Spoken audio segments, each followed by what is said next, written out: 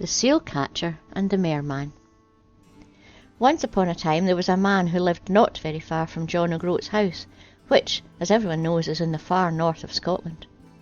He lived in a little cottage by the seashore, and made his living by catching seals and selling their fur, which in those days was very valuable.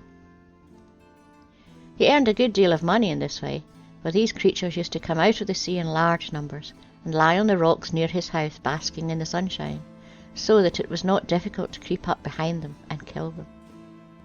Some of those seals were larger than others, and the country people used to call them rowan, and whisper that they were not seals at all, but mermen and merwomen, who came from a country of their own far down under the ocean, who assumed this strange disguise in order that they might pass through the water and come up to breathe the air of this earth of ours. But the seal catcher only laughed at them, and said that those seals were most worth killing, for their skins were so big that he got an extra price for them. Now it chanced one day, when he was pursuing his calling, that he stabbed a seal with his hunting knife, and whether the stroke had not been sure enough or not, I cannot say, but with a loud cry of pain the creature slipped off the rock into the sea, and disappeared under the water, carrying the knife along with it. The seal catcher, much annoyed at his clumsiness, and also at the loss of his knife, went home to dinner in a very downcast frame of mind. On his way he met a horseman. He was so tall and so strange-looking, and he rode on such a gigantic horse that he stopped and looked at him in astonishment, wondering who he was, and from what country he came. The stranger stopped also, and asked him his trade, and on hearing that he was a seal catcher, he immediately ordered a great number of sealskins. The seal catcher was delighted, for such an order meant a large sum of money to him. But his face fell when the horseman added that it was absolutely necessary that the skins should be delivered that evening. "I cannot do it," he said, in a disappointed voice, "for the seals will not come back to the rocks again until tomorrow morning." "I can take you to a place where there are any number of seals," answered the stranger, "if you will mount behind me on my horse and come with me." The seal catcher agreed to this, and climbed up behind the rider, who shook his bridle rein, and off the great horse galloped at such a pace that he had much ado to keep his seat.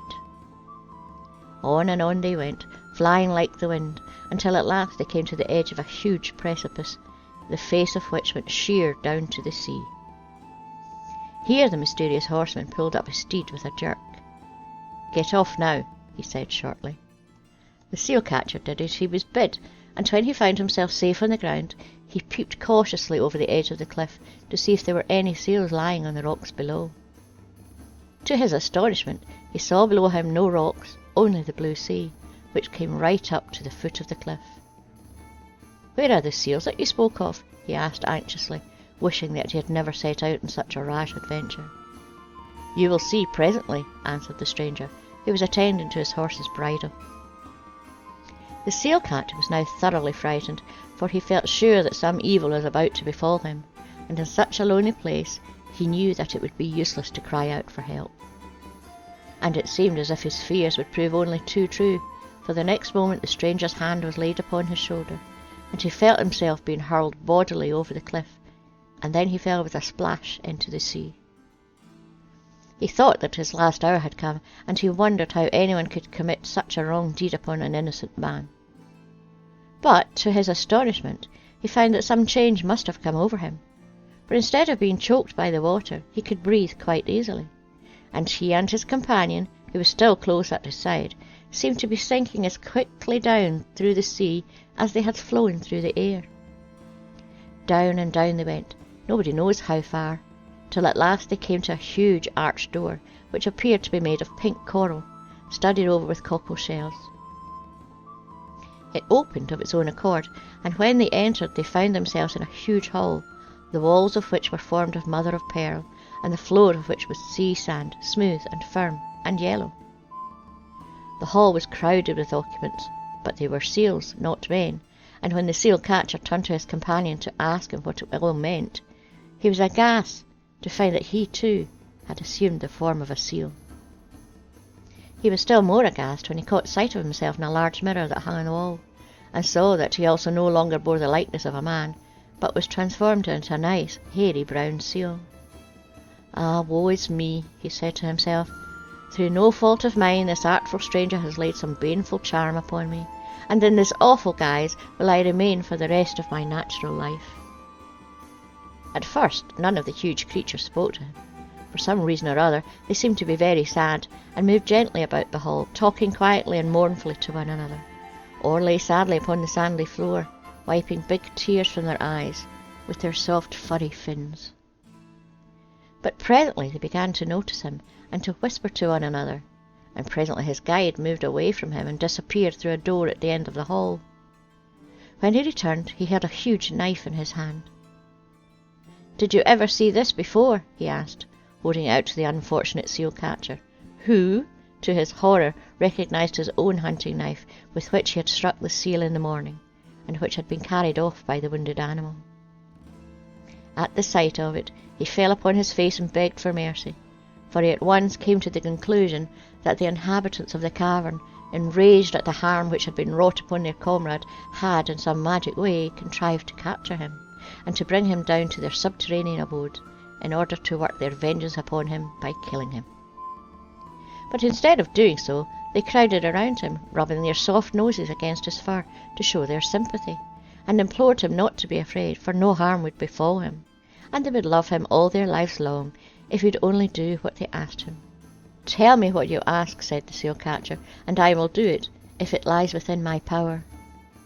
"Follow me," answered his guide, and he led the way to the door through which he had disappeared when he went to seek the knife. The seal catcher followed him, and there, in a smaller room, he found a great brown seal lying on a bed of pale pink seaweed, with a gaping wound in his side.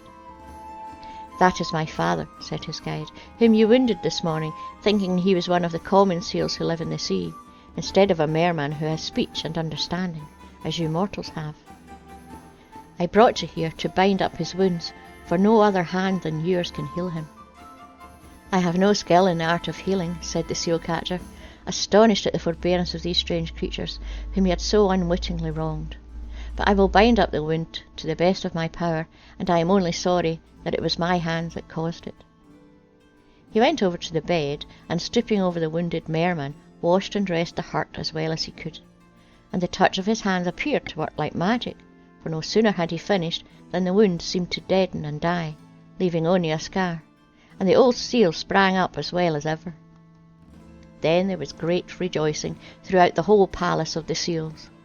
They laughed and they talked and they embraced each other in their own strange way, crowding around their comrade and rubbing their noses against his, as if to show him how delighted they were at his recovery. But all this while the seal catcher stood alone in the corner, with his mind filled with dark thoughts.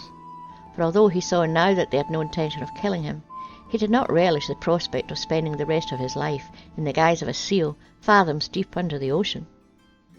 But presently, to his great joy, his guide approached him and said, "Now you are at liberty to return home to your wife and children. I will take you to them, but only on one condition." "And what is that?" asked the seal catcher eagerly, overjoyed at the prospect of being restored safely to the upper world and to his family. "That you will take a solemn oath never to wound a seal again."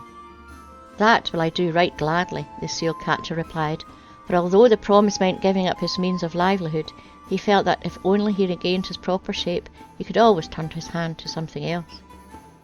So he took the required oath with all due solemnity, holding up his fin as he swore, and all the other seals crowded around him as witnesses. And a sigh of relief went through the halls when the words were spoken, for he was the most famous seal catcher in the north. Then he bade the strange company farewell, and, accompanied by his guide, passed once more through the outer doors of coral, and up and up and up through the shadowy green water, until it began to grow lighter and lighter, and at last they emerged into the sunshine of earth. Then with one spring they reached the top of the cliff, where the great black horse was waiting for them, quietly nibbling the green turf. When they left their water, their strange disguise dropped from them, and they were now as they had been before, a plain seal catcher and a tall, well-dressed gentleman in riding clothes. "Get up behind me," said the latter, as he swung himself into his saddle. The seal catcher did as he was bid, taking tight hold of his companion's coat, for he remembered how nearly he had fallen off in his previous journey. Then it all happened as it happened before. The bridle was shaken and the horse galloped off, and it was not long before the seal catcher found himself standing in safety before his own garden gate. He held out his hand to say goodbye, but as he did so, the stranger pulled out a huge bag of gold and placed it in it. "You've done your part of the bargain, and we must do ours," he said. "Men shall never say that we took away an honest man's work without giving him some compensation for it, and here is what will keep you in comfort to your life's end." Then he vanished, and when the astonished seal catcher carried the bag into his cottage and turned the gold out onto the table, he found that what the stranger had said was true, and that he would be a rich man for the remainder of his days. The end. Don't forget to like and subscribe and press the wee bell notification. And a huge big thank you to all my subscribers and patrons. See you next week. Bye bye.